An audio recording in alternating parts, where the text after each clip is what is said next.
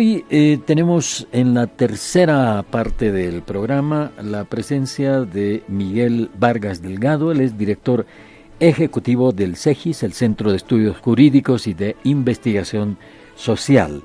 Vamos a hablar sobre democracia comunitaria y organizaciones sociales.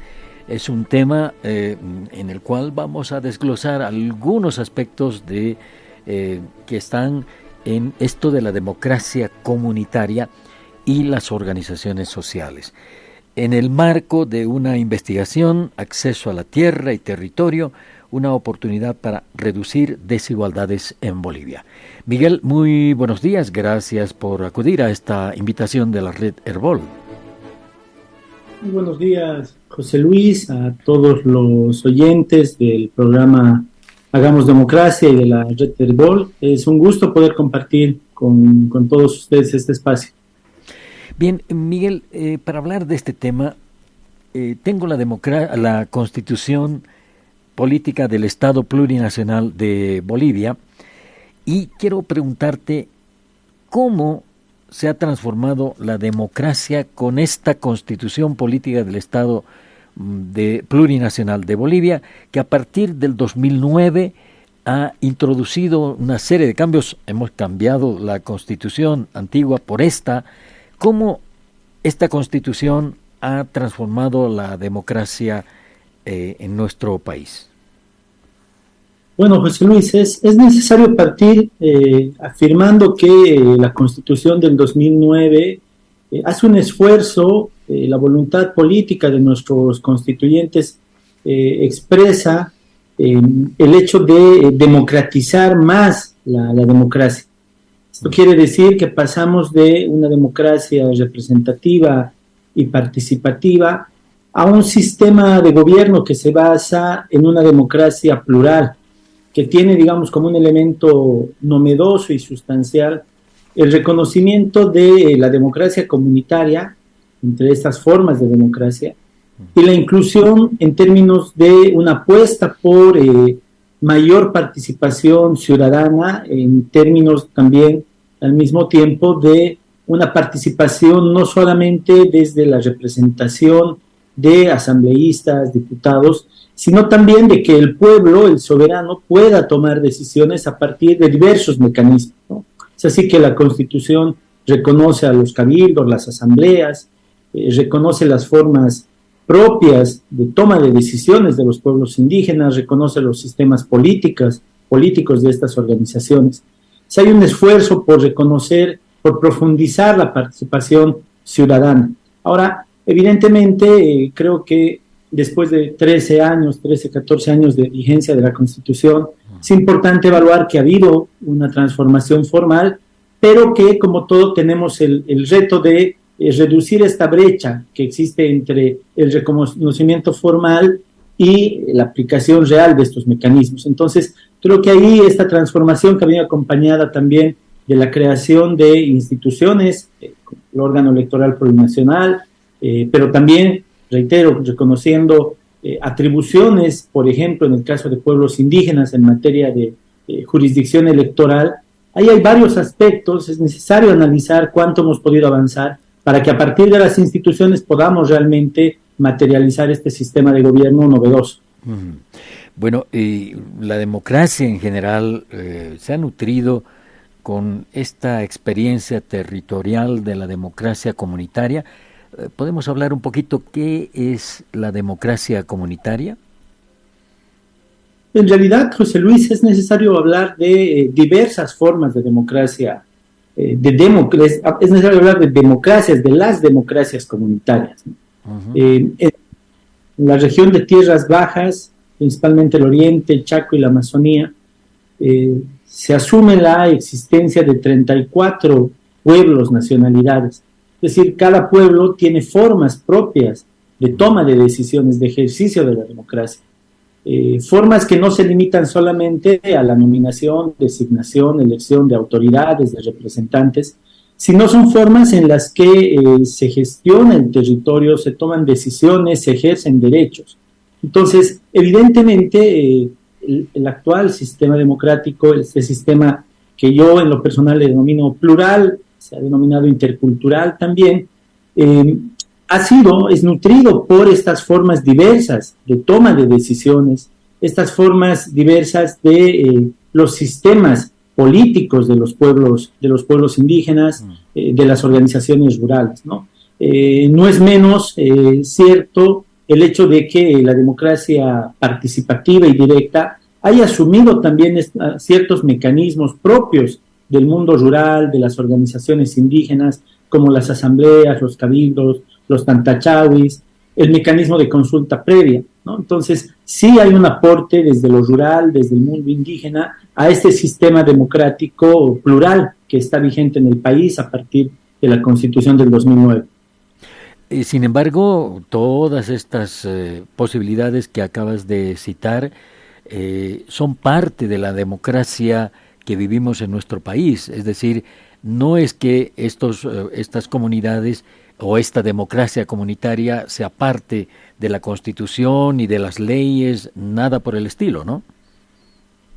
No, el reto, José Luis, es en todo caso persistir, seguir luchando, en el sentido de que estas formas de democracia sirvan para profundizar nuestro sistema democrático, sirvan para que el ciudadano pueda participar en la toma de decisiones, sirva para que la mirada, las visiones de los pueblos indígenas, de las comunidades rurales, se integren en las decisiones a nivel local, departamental y nacional. Es decir, es una apuesta por profundizar, lo decía al inicio, nuestro sistema de democracia.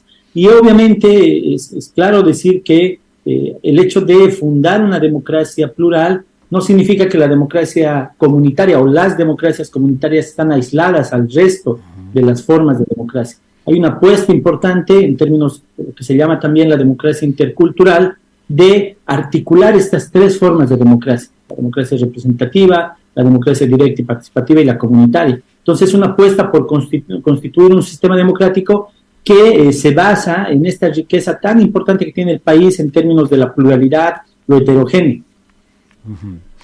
El tema de las autonomías de este tipo de democracia comunitaria, quiero decir, la elección de autoridades de otra manera, cambiando el municipio por una forma de gobierno municipal distinta al municipio.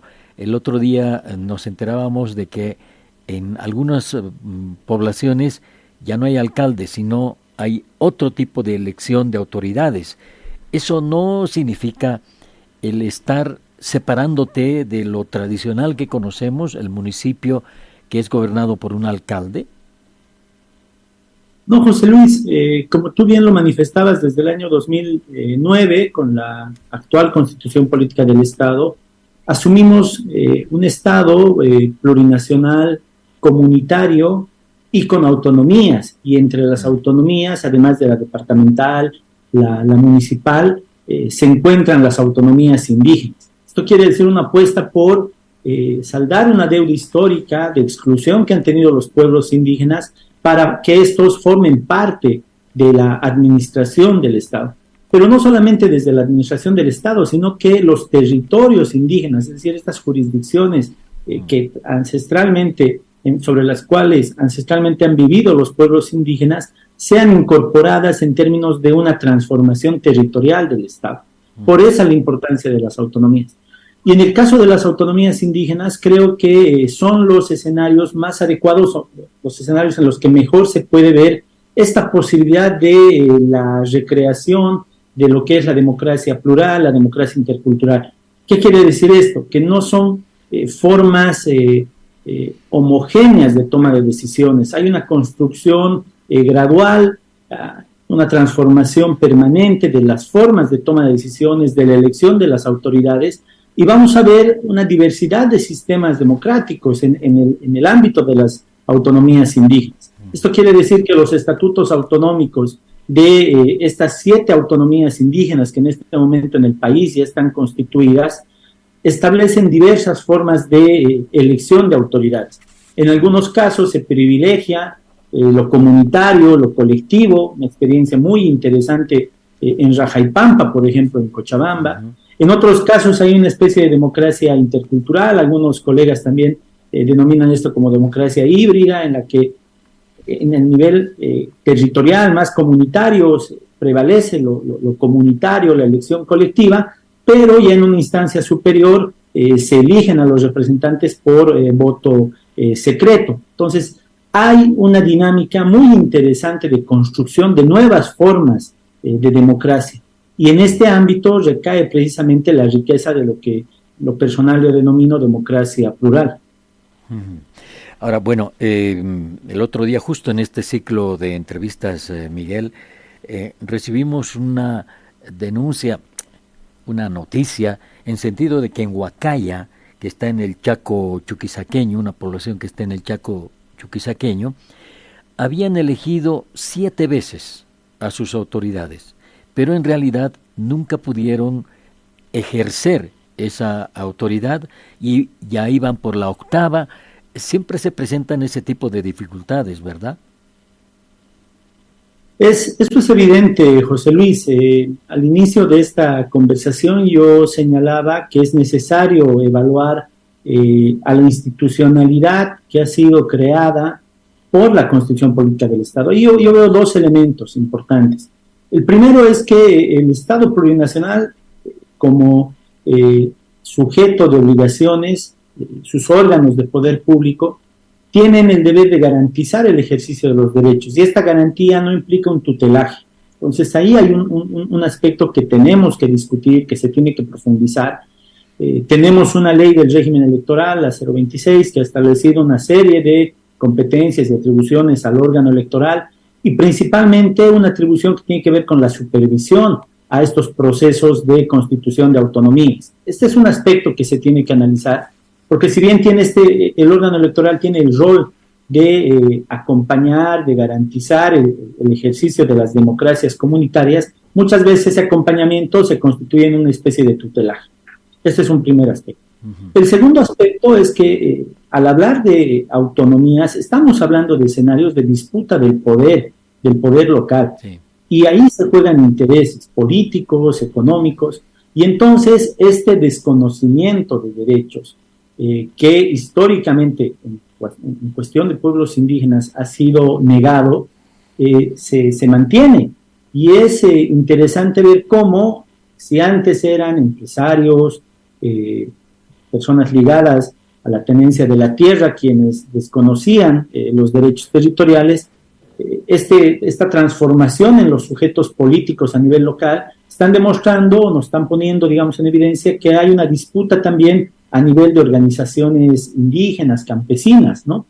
Ese es un aspecto también que nos tiene que llamar la atención, que nos tiene que llamar a profundizar los mecanismos de diálogo democrático, de respeto de derechos, ¿no? Entonces, sí, Huacaya es un caso quizás paradigmático por los diversos momentos que ha tenido que pasar este proceso autonómico hasta materializarse, pero este no es el único caso. O sea, no conocemos nosotros, haciendo un seguimiento de los más de 30 procesos autonómicos que en este momento están intentando terminar estos varios requisitos para constituir los gobiernos, que existe un gobierno municipal en el país que diga muy bien, señores de organizaciones indígenas, ustedes tienen todo nuestro respaldo. Es un proceso de disputa de poder y por tanto siempre vamos a tener estas tensiones, van a estar presentes. Miguel, tú dices que hay 7 autonomías que ya están en vigencia y hay 30 procesos de autonomía que van a concretarse a lo largo del tiempo. ¿De qué depende o cómo funcionan estas autonomías? Esto para aclarar a la audiencia de la Red Herbol. Es decir, en el caso de Huacaya hay un alcalde que no quiere que haya un gobierno autonómico. Entonces, siempre es así, se tiene que reemplazar los alcaldes, porque como tú sabes, acá en las ciudades nosotros votamos, elegimos un alcalde, un consejo municipal. Votamos por el presidente, vicepresidente, parlamentarios, diputados y senadores, y ahí termina el asunto. Todo eso está en la Constitución. Pero este tema de la democracia comunitaria es distinto, ¿verdad? Se trata de solo reemplazar a los alcaldes, por ejemplo. No, no se trata solamente de esto, ¿no? José Luis, las autonomías indígenas plantean el hecho de que las organizaciones, los pueblos indígenas dentro de sus jurisdicciones, que en algún caso pueden ser municipios que tienen una población mayoritariamente indígena, o sobre territorios indígenas que han sido consolidados, que han sido reconocidos por el Estado boliviano luego del proceso de saneamiento y titulación agraria, pueden constituir un gobierno propio que valga la redundancia, gobierna en el marco de sus sistemas políticos, lo que se denomina normas y procedimientos propios, en el que se ejerce la justicia indígena, en el que la elección ya no tiene una participación de partidos políticos, sino se realiza de manera directa, a partir de sus formas propias de organización. Ese es el cambio fundamental en las autonomías indígenas. La creación de nuevas formas de gobierno que se basan muchas veces en el poder comunitario, en el poder colectivo, en la decisión de la asamblea, que evidentemente tiene una estructura de gobierno, diversas estructuras de gobierno. La autonomía, reitero, Rajaipampa, tiene una estructura totalmente distinta a la autonomía de Charagüe y Ambae en el Chaco cruceño, o la de Querembe y Ambae en esta misma región. Es decir, hay una transformación en la estructura local del Estado en la que se privilegia el carácter colectivo, comunitario, en el que las decisiones se toman en ese ámbito, ¿no? Y es por eso ese cambio tan sustancial que estamos viviendo en este país, que tiene un avance muy, muy limitado, pero precisamente porque plantea, reitero, un cambio estructural en el país, otra forma de administrar lo público, otra forma de participación democrática a nivel que privilegia el nivel colectivo, comunitario. Ahora, en los mecanismos democráticos de los pueblos indígenas, en este tipo de democracia comunitaria, han evolucionado, están empapados de un enfoque de derechos. Este tipo de democracia comunitaria mejora los derechos de las personas. Las democracias, como en todo sistema, querido José Luis, son democracias en constante evolución, en constante perfeccionamiento, ¿no? No podemos decir que exista una democracia comunitaria tradicional. Hay una evolución, se han ido estos sistemas democráticos enriqueciendo, nutriendo de otras formas, por eso su carácter plural. No existen procesos de toma de decisiones, espacios de toma de decisiones en los que exclusivamente se rigen por lo comunitario. Hay un diálogo entre diversas formas de toma de decisiones, reitero, a nivel comunitario, la elección muchas veces por fila o en asambleas, pero luego esa elección va a una instancia superior en la que se eligen a las autoridades a través del voto secreto. Entonces, hay una evolución permanente, hay una actualización permanente de estas formas, no son formas rígidas. Y evidentemente se ha avanzado de manera importante, yo creo, en la inclusión de los derechos. Sin embargo, ahí también existe un reto, ¿no? Existen retos en términos de garantizar, por ejemplo, una participación mucho más contundente de las mujeres, ¿no? Creo que el reto ahí está en una participación mayor de mujeres, de jóvenes, ¿no? Sin lugar a dudas, la autonomía representa una posibilidad, y el ejercicio de las democracias representa una posibilidad importante de profundizar el Estado de Derecho, los mecanismos de ejercicio, de respeto, de defensa a los derechos individuales y colectivos. Pero hay un reto que se tiene que seguir cumpliendo, profundizando. Reitero, principalmente dos aspectos los más importantes. Primero, el tema de garantizar presencia de mujeres y jóvenes, y segundo, el garantizar el respeto al rol de las autoridades indígenas, algo que no se discute en el país, que no se está discutiendo mucho en el país, estimado José Luis, es la atribución de la jurisdicción electoral que tienen las autoridades indígenas. Es decir, la Constitución, a partir de reconocer el hecho de que los pueblos indígenas pueden elegir a sus autoridades de acuerdo a normas y procedimientos propios, le dan la atribución a las autoridades indígenas de ejercer jurisdicción electoral. Lamentablemente esto se ha estado desnaturalizando y a partir, como lo decía hace un momento, de la supervisión que ejerce el órgano electoral, muchas veces se desconoce esta atribución y ahí recaen fundamentalmente los problemas que se están presentando en experiencias como las de Huacaya u otros, ¿no? En las que la autoridad indígena ejerce jurisdicción electoral, elige en ese marco o acompaña, desarrolla la elección de autoridades en el ámbito de las autonomías indígenas, pero luego viene la representación del Estado a partir de asumir otro tipo de lógicas, muchas veces liberales, y que desconocen las decisiones de las autoridades indígenas, decisiones que están reconocidas en el propio texto constitucional. Entonces ahí hay dos retos en la perspectiva de un ejercicio de derechos, ¿no? Uh-huh. Claro, complicado porque, como te digo, uno tiene una visión, digamos, occidental, entre comillas, de cómo se deben elegir las autoridades, y ahí está el Tribunal Supremo Electoral, y eso es lo tradicional. En este caso de las democracias comunitarias hay ahí cambios, pero me parece que esos cambios no han llegado en su totalidad, ¿verdad? Todavía estas democracias comunitarias mantienen la dependencia de, por ejemplo, el Tribunal Supremo Electoral. ¿Cómo funciona esto, por decirte algo, en elecciones nacionales, en las elecciones nacionales? Ahí la democracia comunitaria pierde sus derechos de elección y se impone lo que diga el Tribunal Supremo Electoral y la Constitución para elegir presidente, vicepresidente de Bolivia, diputados, senadores. ¿Cómo funciona?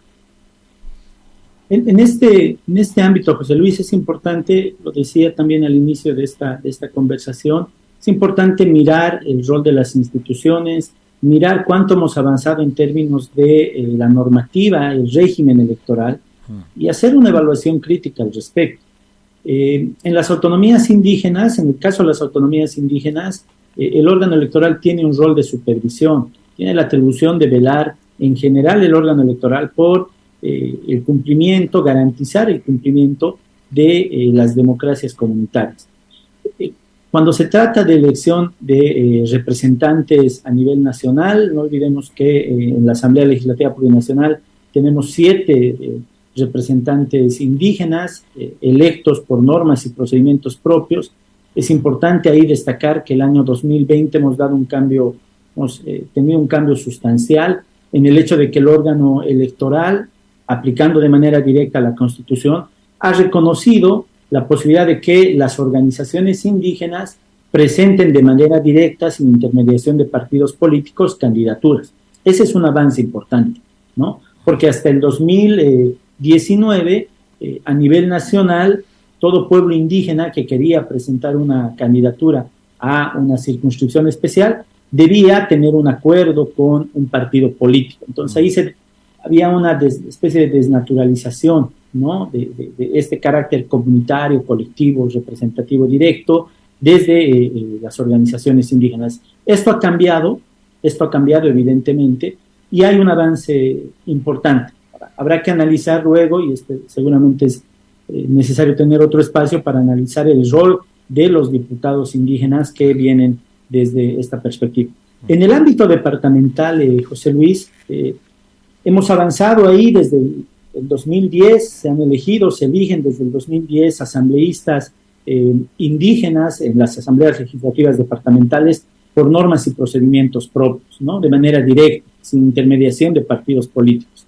Sin embargo, en los últimos años, por lo menos en la última elección subnacional del año 2021, y a consecuencia de este fenómeno de polarización en el que las asambleas legislativas departamentales quedaron realmente muy, muy polarizadas en su composición, se ha presentado principalmente acá en Santa Cruz y en el Beni, una disputa por el control de los curules de asambleístas indígenas, ¿no? Es decir, los partidos políticos que están en disputa, las agrupaciones ciudadanas a nivel departamental, empezaron a disputar este rol. Y en esa disputa instrumentalizaron de alguna manera el rol del órgano electoral, ¿no?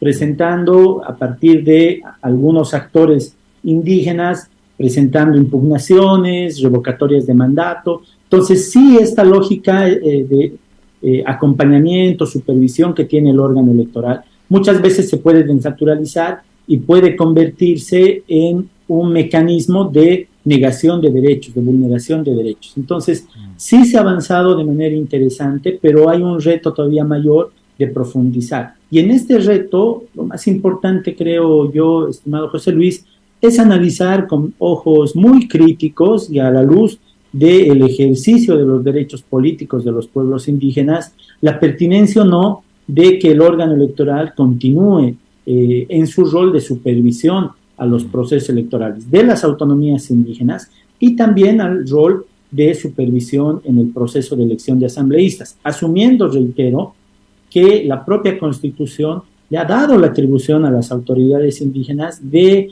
ejercer jurisdicción electoral. Y esto no está restringido ni en la ley de deslinde jurisdiccional ni en otra normativa. Entonces ahí tenemos una vía, se presenta una vía muy importante para profundizar estos mecanismos democráticos y el ejercicio de los derechos políticos de los pueblos indígenas. Claro, esto de las autonomías indígenas es un proyecto prometedor, digamos, ¿no?